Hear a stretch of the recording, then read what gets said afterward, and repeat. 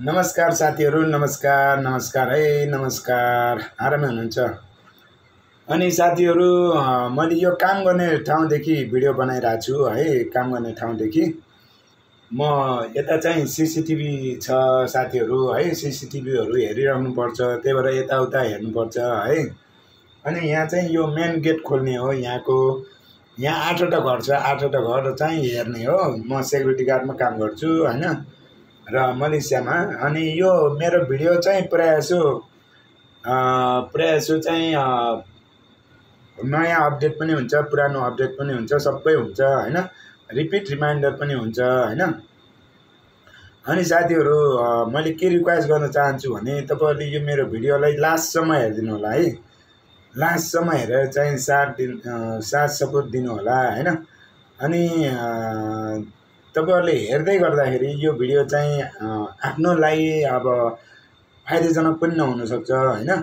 फाइदाजनक नभए पनि एउटा नेपाली साथीहरुको लागि हैन, यसलाई चाहिँ शेयर गरिदिनु होला, हेरिदिनु होला। अनि अन्तिमसम्म हेरेर साथ सपोर्ट दिनु होला। अनि यसलाई टक्क लाएर आफ्नो लागि नभए पनि एउटा नेपाली साथीहरुको लागि भए पनि एउटा स्वार्थी हैन, स्वार्थी मन नगराइकन चाहिँ सर शेयर गरिदिनु होला। व्हाट्सएपमा हुन्छ कि मेसेन्जरमा हुन्छ कि सर शेयर गरिदिनु होला। शेयर गरिसकेपछि एकले अर्कालाई हैन गर्दाखेरि सबै कुरो थाहा हुन्छ हैन। र साथीहरु हैन, सब अन्तिमसम्म हेर्नुभयो भने सबै कुरा थाहा हुन्छ नि त। त्यही भएर चाहिँ अन्तिमसम्म हेर्नुपर्छ भिडियो भन्ने म चाहन्छु है। मेरो भिडियोलाई चाहिँ अन्तिमसम्म हेरेर चाहिँ साथ दिनु होला। अनि साथीहरु, म सर्वप्रथम के भन्न चाहन्छु भने आजको यो टपिकमा चाहिँ यो तपाई मलेसियाको इलिगल साथीहरुको लागि है। मलेसियामा अवैधानिक बस्दै आउनुभएका साथीहरुको लागि म के भन्दै छु भने मलेसियामा चाहिँ कहिले नभाग्नु होला है। नयाँ आउने साथीहरु, पुरानो साथीहरु कहिले नभाग्नु होला प्लिज। म चाहिँ एकदम रिक्वेस्ट गर्दछु तपाईहरुलाई, कहिले भाग्ने कोसिस चाहिँ कहिले नगर्नु होला मलेसियामा। यताउता हेर्नुपर्छ साथीहरु है, माइन्ड नगर्नु होला। अब नेचुरल भिडियो हो, अब केही एडिट सेडिट केही छैन, ट्याक्क नेचुरल हो। हेर्नुस् है, चट्ट फेसमा पनि स्माइल आउँदैन हेर्नुस्, त्यसको लागि पनि माइन्ड नगर्नु होला। अनि साथीहरु, आजको मेन टपिक चाहिँ यो भिडियोको मेन टपिक चाहिँ मलेसियामा नयाँ आउने साथीहरु, पुरानो साथीहरु कहिले नभाग्नु होला। एउटा बाध्यता बिना है। अब एकदमै बाध्यता छ भने त त्यो मैले भन्नु केही छैन। एउटा कुनै बाध्यता बिना घर गए पनि हुन्छ हैन। त्यस्तो कुनै बाध्यता बिना चाहिँ नयाँ साथीहरु, पुरानो साथीहरु हैन, त्यस्तो नभाग्नु होला। बाध्यता भन्नाले कस्तो भने अब ऋण काटेर आइए हुन्छ, मेन पावरमा एउटा कुरा हुन्छ, यहाँ आएर अर्कै हुन्छ नयाँ साथीहरुलाई हैन। सेलेरी भने जस्तो हुन्न। त्यही भएर मान्छेहरुलाई के कुनै न कुनै एउटा टचरले हैन, कुनै सेलेरीको असन्तोषले हैन, असन्तोषले त्यो धेरै कुराहरुको बाधाले गर्दाखेरि मान्छे भाग्नु एउटा बाध्यता हुन्छ नि त। त्यही भएर चाहिँ कहिले नभाग्नु होला, बाध्यता बिना चाहिँ कहिले नभाग्नु होला मलेसियामा। किनकि यहाँ छापा नहानेको कुनै दिनै हुँदैन, कुनै रातै हुँदैन। आधा रातमा हान्छ छापा भनेपछि तपाईको 3 बजे 4 बजे मध्यरातमा छापा हाने हुन्छ। इलिगल यहाँ धेरै छन्। अब यहाँको मलेसियाको सरकारले थाम्नु सकेन, इलिगल धेरै भए। अब यहाँ भियतनाम त्यतिकै छ, कम्पुजा त्यतिकै छ, कम्बोडिया त्यतिकै छ, लाओस त्यतिकै छ। हेर्नुस्, यो तपाईको म्यानमार त्यतिकै छ, भियतनाम त्यतिकै छ, बंगलादेश त्यतिकै छ, इन्डिया त्यतिकै छ, पाकिस्तान त्यतिकै, श्रीलङ्का त्यतिकै छ, नेग्रोहरु त्यतिकै छ, इरानीहरु त्यतिकै छ, हामी नेपाली त्यतिकै छौं। त्यही भएर मलेसियाले छापा नहानेको एउटा कुनै दिन पनि हुँदैन, कुनै रात पनि हुँदैन। छापा हानेको हानै हो। पाएसम्म रातमा पनि आधा रातमा मान्छेलाई सुतेको बेला मस्त निन्द्रा परेको बेला उठाएर नागरिकता सोध्छ त्यस्तो।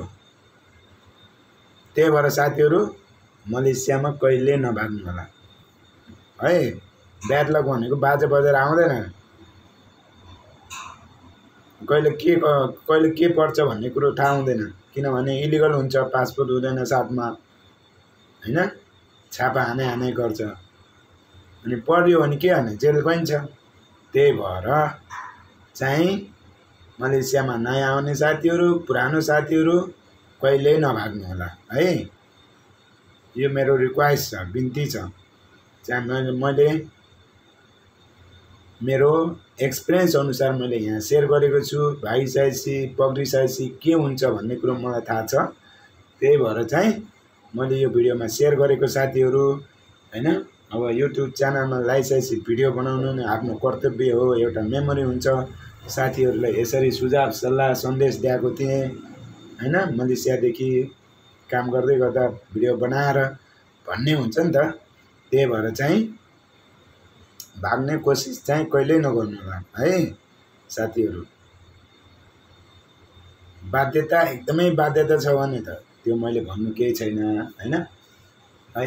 उता मात्रै किन हेर्छ भन्नुहुन्छ होला। उता सीसीटीभी, यहाँ सीसीटीभी छ क्या गाइज साथीहरू, यहाँ सीसीटीभी छ, त्यो हेर्नुपर्छ। 8वटा घर छ, त्यो 8वटा गाडी, 8वटा घरको गाडीहरू भित्र आउने बाहिर जाने गर्छ।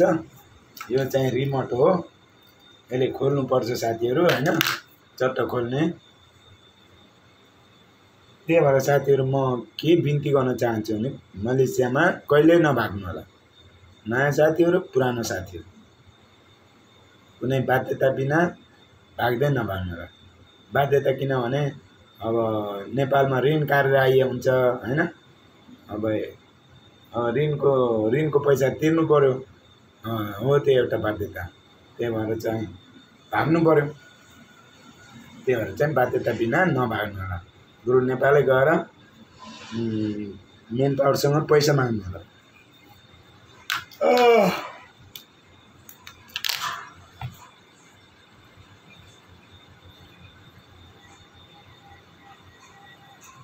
अब भाग्नु भने त मैले भन्नु केही छैन।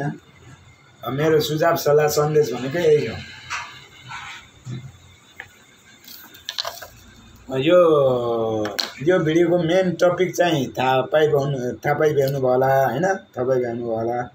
अनि साथीहरू यो कमेन्ट, लाइक, सब्सक्राइब गरिदिएकोमा धेरै धेरै धन्यवाद छ तपाईहरुलाई। अनि सेयर गरिदिएकोमा यो भिडियो हेर्दै गर्दा तपाईहरुले कसैको लागि यो भिडियो चाहिँ फाइदाजनक पनि नहुन सक्छ, त्यसको लागि पनि सेयर गरिदिनु भएको होला भन्ने आश गर्छु। त्यसको लागि पनि धन्यवाद दिन चाहन्छु। प्लिज स्वार्थी मन नगरिकन सेयर गरिदिनु होला, सब्सक्राइब गरिदिनु होला, लाइक गर्नु होला, कमेन्ट गर्नु होला। र यसको लागि थ्याङ्क यू सो मच दिन चाहन्छु। थोरै समय निकालेर यो भिडियो बनाएको साथीहरू, म अर्को एपिसोडमा आउनेछु। फेरि अर्को एपिसोडमा नआउँदासम्म आराम कुशल रहनु होला र अर्को भिडियोमा आउनेछु। ल बाई साथीहरू, ओके बाई बाई।